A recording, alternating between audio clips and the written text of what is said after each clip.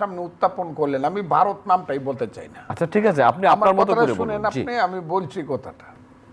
আমরা ভারতের সাথে মোটামুটি যুদ্ধ করতে চাই, তাদেরকে আমরা উড়িষ্যা, বিহার, কলকাতা পর্যন্ত দখল করতে চাই, আগরতলা পর্যন্ত আমরা যেতে চাই, সেভেন সিস্টার আমরা দখল করতে চাই। এটা হলো আমরা যদি পারি তাহলে আমরা দেশপ্রেমিক। ভারতের সঙ্গে আমাদের বন্ধুত্ব হবে সমানে সমান। আমি তাকে দাদা ডাকবো, ভারত আমাকে ভাই ডাকবে। আমার সঙ্গে আন্তর্জাতিক ডিপ্লোমেসির সবচেয়ে সুন্দর একটা সম্পর্ক থাকবে, যেহেতু পৃথিবী যতদিন আছে ততদিন ভারত আমার প্রতিবেশী থাকবে। এখান থেকে তাকে আমি সরাতে পারবো না, উৎখাত করতে পারবো না।